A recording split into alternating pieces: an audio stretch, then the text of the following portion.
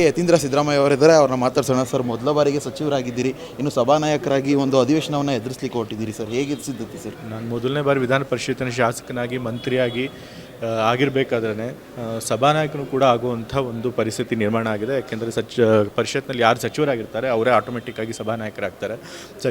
ಕೌನ್ಸಿಲ್ನಲ್ಲಿ ನನ್ನನ್ನು ಬಿಟ್ಟರೆ ಬೇರೆ ಯಾರು ಸಚಿವರು ಇಲ್ಲದೇ ಇರೋದ್ರಿಂದ ನಾನೇ ಸಭಾನಾಯಕ ಆಗಿಬಿಟ್ಟಿದ್ದೇನೆ.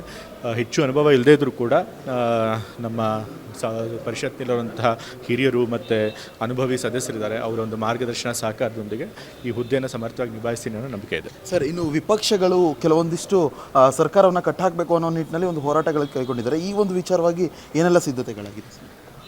ಈಗಾಗಲೇ ನಿನ್ನೆ ಮುಖ್ಯಮಂತ್ರಿಗಳು ನಾವು ಅಸೆಂಬ್ಲಿನ ಹೇಗೆ ಎದುರಿಸಬೇಕು ಅಂತ ಹೇಳಿ ಸಭೆ ಕರೆದು ನಮಗೆಲ್ಲ ಸೂಚನೆ ನಿರ್ದೇಶಗಳನ್ನು ಕೊಟ್ಟಿದ್ದಾರೆ. ಸರ್ಕಾರ ವಿರೋಧ ಪಕ್ಷದವ್ರು ತರ್ತಿರುವಂಥ ವಿಚಾರಗಳಲ್ಲಿ ಎಲ್ಲೂ ಕೂಡ ನಾವೇನೂ ತಪ್ಪು ಮಾಡಿಲ್ಲ. ಸೊ ಹಾಗಾಗಿ ನಮಗೇನು ಭಯ ಇಲ್ಲ. ಯಾವುದೇ ವಿಚಾರಗಳು ತಂದರೂ ಕೂಡ ನಾವು ಅದನ್ನು ಸಮರ್ಥವಾಗಿರ್ತೇವೆ. ಸರ್, ಇನ್ನು ತಂದೆಯವರ ಮಾರ್ಗದರ್ಶನ ಬಹುಮುಖ್ಯವಾಗುತ್ತೆ ಸರ್. ತಂದೆಯವರೇ ಮಾಜಿ CM ಆಗಿರುವಂಥವ್ರೀಗ ಸದ್ಯ ಇವರ ಮಾರ್ಗದರ್ಶನ ಹೇಗಿತ್ತು ಸರ್ ಈ ಒಂದು ಅಧಿವೇಶನಕ್ಕೆ? ಅವ್ರು ಜನರಲ್ ಆಗಿ ಅವರು ನನಗೆ ಸಲಹೆಗಳನ್ನು ಕೊಡ್ತಾರೆ ಅಷ್ಟೇ, ಪಾರ್ಲಿಮೆಂಟ್ ಅಫೇರ್ಸ್ ಹೇಗೆ ನಾವು ನಡೆಸಬೇಕು ಅಂತ ಹೇಳಿ. ಆದರೆ ಪ್ರತಿಯೊಂದು ವಿಷಯಕ್ಕೂ ಹೇಗೆ ಸಿದ್ಧತೆ ಮಾಡ್ಕೋಬೇಕು ಅಂತ ಅವ್ರು ಕೂತ್ಕೊಂಡು ಹೇಳ್ಕೊಡೋಕ್ಕಾಗೋದಿಲ್ಲ. ಸೊ ಅದನ್ನೆಲ್ಲ ನಾವೇ ಮಾಡಬೇಕು, ಸ್ವಂತವಾಗಿ ಕಲಿಬೇಕು, ಅದನ್ನು ಮಾಡ್ತೇನೆ. Thank you sir. ಇದಿಷ್ಟು ಯತೀಂದ್ರ ಸಿದ್ದರಾಮಯ್ಯ ಅವರ ಮಾತಾಗಿರುವಂಥದ್ದು. ಕ್ಯಾಮ್ರಾ ಪರ್ಸನ್ ವಿಶ್ವನಾಥ್ ಜೊತೆ ಜೀವನ್, ಅಶ್ವೇಗ ನ್ಯೂಸ್, ಬೆಂಗಳೂರು.